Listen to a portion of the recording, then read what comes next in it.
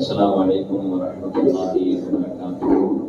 கண்ணியமிக்க அன்பர்களே, தோழர்களே, எல்லாம் நல்லடியார்களே, பெரியோர்களே, சகோதரர்களே, அல்லாஹ் ரப்பல் ஆலமீன் நம்மை எல்லாம் முஃமின்களாக, முஸ்லிம்களாக, ஹஜ்ரத் முஹம்மது ரசூலுல்லாஹ் ஸல்லல்லாஹு அலைஹி வஸல்லம் அவருடைய உம்மத்தார்களாக படைத்து பரிபாலித்துக் கொண்டிருக்கின்றான் என்று சொன்னால் இது அல்லாஹ் நம் மீது செய்த மிகப்பெரிய கிருபை, மிகப்பெரிய கருணை.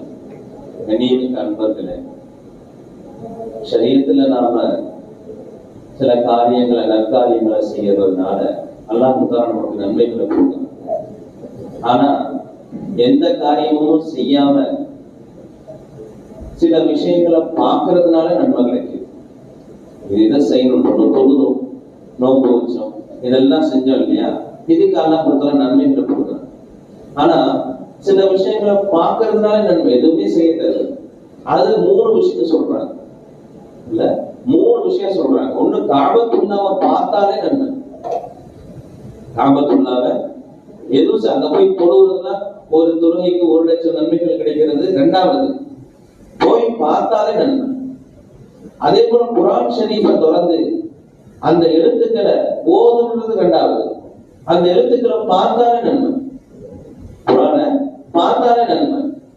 அதே போல தாய் தந்தையர்களை பார்த்தாலே நன்மை. தாய் தந்தைய புன்முறுவலோட, சிரிச்ச முகத்தோட பார்த்தாலே நன்மை. எங்க கொண்டு போய் தாய் தந்தையுடைய அந்தஸ்து அல்லாஹ் வச்சிருக்கிறான் வளர்ந்தான். அல்லாஹ் தஆலா தாய் தகப்பனுடைய அந்தஸ்தை எங்க கொண்டு போய் வச்சிருக்கிறான் பாருங்க. அல்லாஹ்வுடைய ஆலயமாக இருக்கக்கூடிய காபத்துல்லாஹ் பார்த்தாலே நன்மை, அவனுடைய இறை வேதம் குர்ஆன் ஷரீஃபை பார்த்தாலே நன்மை. அதே போல தாய் தந்தைகளை பார்த்தாலே நன்மை. எந்த லெவல்ல கொண்டு போய் வச்சிருக்கிறவங்க, நாம எந்த லெவல்ல நம்முடைய தாய் தந்தையோட நடந்துக்கிறோம் அப்படிங்கறத நம்ம பார்க்கணும். என்ன செய்யணும், நாம என்ன செய்யணும், அத கொஞ்சம் நம்முடைய கல்புல கையை வச்சு யோசனை பண்ணி பார்க்கணும். எப்படி நம்ம தாய் தந்தையோட நம்ம நடந்துக்கிறோம். ஸல்லல்லாஹு அலைஹி வஸல்லம் சொன்னாங்க, அல் ஜன்னத்து தஹ்த அக்தாமில் உம்மஹாத். சொர்க்கங்கிறது உங்களுடைய தாய்மாருடைய காலடியில இருக்குதுன்னு சொல்றாங்க. உங்களுடைய தாய்மாருடைய காலடியில இருக்கு. சொர்க்கத்தை எங்கேயோ தேடி சுத்திட்டு கிடக்காதீங்க. உங்க தாய் வீட்டுல இருக்கிறாங்க, அவங்களுக்கு ஹிதமத் செஞ்சு அந்த சொர்க்கத்தை பெற்றுக் கொள்ளுங்கள். எங்கேயோ தேடி தேடி தெரியுறீங்க, நன்மையான காரியங்கள் வெளியில செய்யறதுக்கு ஆர்வமா இருக்கிறீங்க, நல்லதுதான். என்ன தான தர்மங்கள் வெளியில செய்யறதுக்கு ஆர்வமா இருக்கிறீங்க, நல்லதுதான். இன்னவன நற்காரியங்களை வெளியில செய்யறதுக்கு ஆர்வமா இருக்கிறீங்க, நல்லதுதான். ஆனா உங்க தாய் இடத்துல, உங்களுடைய தந்தை இடத்துல எந்த அளவுக்கு நீங்க நற்காரியத்தோட நடந்துக்கிறீங்க, எந்த அளவுக்கு இரக்கத்தோட பண்போட நடந்துக்கிறீங்க அப்படிங்கறத யோசனை பண்ணிப்பாங்க. எந்த அளவுக்கு அவங்கள்ட்ட மரியாதையா நடந்துக்கிறோம். அல்லாஹ் தஆலா குர்ஆன்ல சொல்லும் பொழுது, வஹ்ஃபித் லஹுமா ஜனாஹ துல்லி மினர் ரஹ்மா, உங்களுடைய இறக்கையை, அதாவது இரக்கம் என்ற இறக்கையை அவர்களுக்காக வேண்டி தாழ பணிந்து விரித்து காட்டுங்கள் என்பதாக அல்லாஹ் தஆலா சொல்றார். இரக்கத்தோட நடந்துக்கணும், அவங்களுக்கு ரொம்ப கருணையோட நடந்துக்கணும். அவங்களுக்கு நமக்குன்னு ஒரு வயசு இப்படி வந்த உடனே நம்ம என்ன செய்யணும்னு சொன்னா, சுதந்திரமா நம்ம இருக்கிறோம்னு நினைச்சுக்கிட்டு உதாசீனப்படுத்துறோம் தாய் தந்தையரை. அவங்களிடத்துல திறமையை காட்டக்கூடாது. என்ன சொல்றான் அல்லாஹ் தஆலா, வஹ்ஃபித் லஹுமா ஜனாஹ துல்லி மினர் ரஹ்மா, அவர்களிடத்துல கருணை என்ற அந்த இறக்கையை தாழ விரித்து காட்டுங்கள். அவங்களிடத்துல என்கிட்ட இவ்வளவு திறமை இருக்கு, உனக்கு பேச்சு திறமை அங்க காட்டக்கூடாது. நீ அங்க இரக்கமா நடக்கணும், கருணையா நடக்கணும். அந்த பணம் காசுகள் இருக்கலாம், அந்த தாயுடைய தகப்பனுடைய ஒரு உள்ள கஷ்டப்பட்டுச்சுன்னு சொன்னா பணம் காசுதான் அந்த டைம்ல ஒண்ணுமில்லாம போயிடும். அந்த திறமை, அந்த பணத்திமர் எதையும் அங்க காட்டக்கூடாது. நீ எவ்வளவு பெரிய ஆளாக வெளியே இருந்தாலும் உங்க தாய்க்கு நீங்க யாருதான், உள்ளதான். அவங்க கால் அடியில உட்காந்து அவங்க கால் அமுக்கிக்கிட்ட, அம்மா என்ன சாப்பிட்டீங்களா, என்ன மாத்திரை போட்டீங்களா, கொண்டீங்களா, என்னைக்கு கேட்டிருக்கிறோம், நாம இன்னைக்கு கேட்டிருக்கிறோம். உங்க காலடியில தான் எனக்கு சொர்க்கம் இருக்குதுன்னு ஸல்லல்லாஹு அலைஹி வஸல்லம் சொன்னாங்களே அப்படின்னு சொல்லி காலை தொட்டு பார்த்துக்கிறீங்களா, அந்த காலை தொட்டு பார்த்துக்கிறீங்களா. பேச்சு திறமை அங்கே காட்டக்கூடாது. பேசுறதுக்கு சொல்லி கொடுத்தவங்களே அவங்க தானே. அம்மா அத்தா வாப்பா அப்பா அப்படின்னு சொல்லி கொடுத்தது யாரு? அவங்க தானே. அவங்கள்ட்ட பேச்சு திறமையை காட்டி அவங்கள்ட்ட என்ன செய்யக்கூடாது, அவங்கள கஷ்டப்படுத்தக்கூடாது. அல்லாஹ் தஆலா என்ன சொல்றான் குர்ஆன்ல ரெண்டு விஷயத்தை அல்லாஹ், குர்ஆனுடைய போக்கு என்னன்னு சொன்னா ரெண்டு விஷயத்தை அல்லாஹ் தொடர்ந்து சொன்னான்னு சொன்னா அந்த ரெண்டையுமே என்ன செய்யணும், நாம செய்யணும். அல்லாஹ் குர்ஆன்ல வகதா ரப்புக அல்லா தஅபுது இல்லா இய்யாஹு வபில் வாலிதைனி இஹ்சானா, அல்லாஹ்வை மட்டுமே வணங்க வேண்டும் என்று எந்த இடத்துலலாம் சொல்றானோ அடுத்தபடியாக அவனுடைய ஆர்டர் என்ன, உங்களுடைய தாய் தந்தைகளுக்கு நீங்க இஹ்சான் செய்யுங்க, உங்களுடைய தாய் தந்தைகளுக்கு நீங்க மரியாதை செய்யுங்க, அன்புதான். அந்த வார்த்தையை தான் அல்லாஹ் தஆலா சொல்றான். எந்த இடத்துலலாம் நம்ம அல்லாஹ்வை மட்டுமே வணங்கணும் அப்படின்ற அந்த ஆர்டரை பார்க்கிறோமோ அடுத்த ஆர்டர் என்ன வரும், கூடயே உங்களுடைய தாய் தந்தைகளுக்கு நீங்க என்ன செய்யுங்க, இஹ்சான் செய்யுங்க என்பதாக தான் வரும். அவங்களிடத்துல நம்மளுடைய என்ன செய்யக்கூடாது, பேச்சு திறமையை காட்டக்கூடாது. அவங்களுடைய ஹக்குகளை நிறைவேற்றணும். அவனுடைய ஹக்கை நிறைவேற்ற முடியாது, அவனுடைய ஹக்குகளை நிறைவேற்ற முடியாது. ஸல்லல்லாஹு அலைஹி வஸல்லம் அவங்கள்ட்ட போய் ஒரு சஹாபி கேட்டாங்க, யா ரசூலல்லாஹ், என்னுடைய தாயை நான் என்னுடைய ஊர்ல இருந்து என்னுடைய முதுகிலேயே சுமந்து வந்த ஹஜ்ஜி, என்னுடைய முதுகிலேயே சுமந்து வந்தேன், தவாப்பு நான் அவங்கள முதுகுல சுமந்துக்கிட்டு தான் என்ன செஞ்சேன், தவாப்பு செஞ்சேன். இதன் காரணமாக என்னுடைய தாய்க்கு நான் செய்ய வேண்டிய ஹக்குகள் சரியா போயிடுமா, பூர்த்தி ஆயிடுமான்னு கேட்டாங்க. ஸல்லல்லாஹு அலைஹி வஸல்லம் சொன்னாங்க, தோழரே, உங்களுடைய தாய் அவங்க வயிற்றுல வச்சிருக்கும் பொழுது நீங்க இந்த பக்கம் அந்த பக்கம் திரும்பும் போது ஒரு உதைச்சீங்கள, அந்த ஒரு உதைக்கு ஈடாகாதுன்னு சொன்னாங்க. உங்க தாயினுடைய வயிற்றுல நீங்க இருக்கும் பொழுது திரும்பும் பொழுது ஒரு உதைச்சிட்டு தான் திரும்புவீங்க. அப்படி அந்த உதைச்ச ஒரு உதைக்கு ஈடாகாது. நீங்க உங்க நாட்டில இருந்து நடந்தே உங்களுடைய தாயை சுமந்து கொண்டு வந்து தவாப்பு செஞ்சது, ஹஜ்ஜி செஞ்சது எல்லாமே சரிதான், அது இந்த ஒரு உதைக்கு ஈடாகாதுன்னு சொன்னாங்க. அந்த அளவுக்கு என்ன செய்யறாங்க, ஹக்குகள் நிறைவேற்ற முடியாத ஹக்கு, தாய் தந்தையுடைய ஹக்கு எவ்வளவு முடியுமோ அதெல்லாம் என்ன செய்யலாம் இல்லையா, நிறைவேற்றலாம் இல்லையா. அவங்க ஊஃபில்லஹுமா வலா தகுல்லஹுமா, அவங்க என்ன செய்யக்கூடாது, உப்புன்ற வார்த்தையை கூட நீங்க சொல்லாதீங்கன்னு சொல்றாங்க. என்ன இப்படி சொல்றீங்களே அப்படின்னு இச்சு போடுறோம் இல்லையா, அந்த வார்த்தையை கூட சொல்லாதீங்கன்னு சொல்றாங்க அல்லாஹ் தஆலா குர்ஆன்.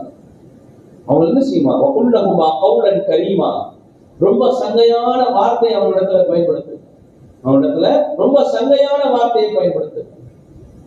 எவ்வளவு நம்மளால முடியுமோ அந்த அளவுக்கு அவருடைய கஷ்டங்களை சிரமங்களை எந்த அளவுக்கு லேசாக்க முடியுமோ. அதாவது ஒருத்தர் என்ன செய்யறாரு, ஒரு மரம் வளர்க்கறதுக்காக வேண்டி விதையை போடுற, என்ன செய்யறாரு, மரத்தை அதுல ஊண்டி தண்ணி ஊத்தி அதுக்கு என்னென்ன மராமத்து செய்யணுமோ எல்லாத்தையும் பராமரிப்பெல்லாம் செஞ்சு அந்த மரம் நல்லா வளர்ந்து காய்கனிகள் காய்ச்சி குடுங்குது. இப்ப யார் அதை அனுபவிக்கணும், யார் அந்த மரத்துக்காக வேண்டி பாடுபட்டாரோ அவர் அனுபவிக்கிறது தானே ஹக்கு, அவருக்கு தானே அந்த உரிமை. ஆனா அந்த நேரத்துல மனைவி என்ற ஒரு பந்தம் வந்ததுனால நான் மனைவிக்கு செய்ய வேண்டியதெல்லாம் நான் கரெக்டா செய்யணும், சரிதான் செய்ய வேண்டியதுதான், வேணாம்னு சொல்லல. தாய் எங்க போனாங்க அப்போ?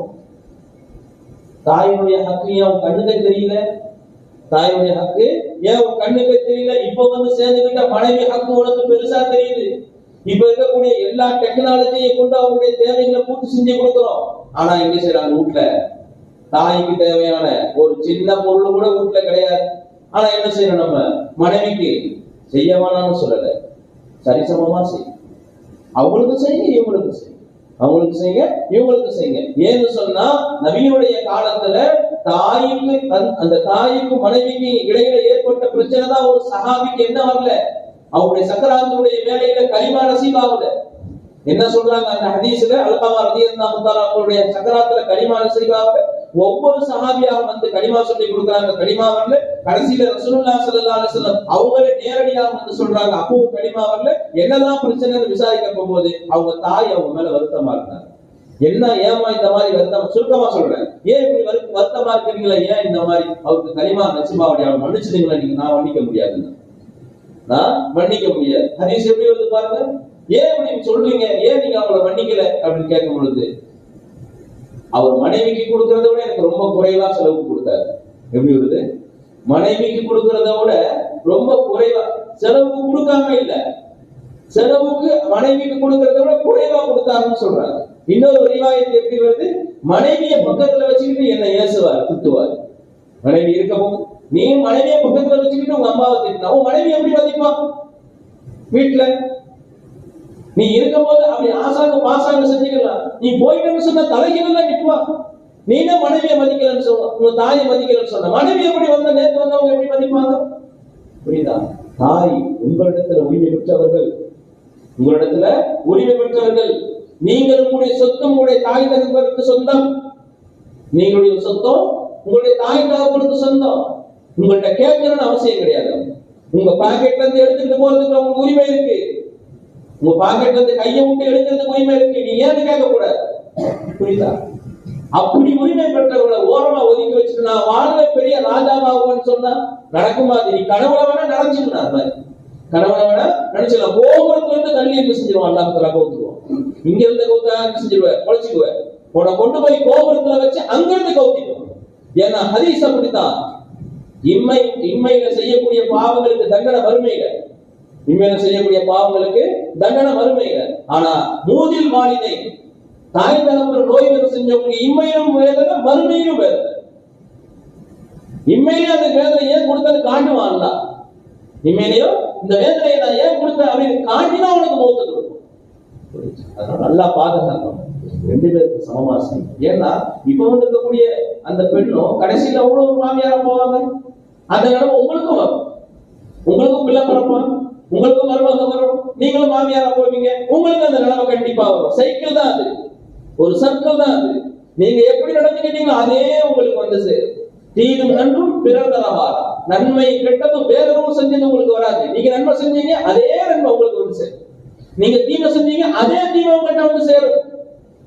அப்ப நாம இப்ப எப்படி நடந்துக்கிறோம் அப்படின்றத யோசனை பண்ணி நாம நடந்துக்க வேண்டியது நம்ம மேல கடமையா இருக்குது.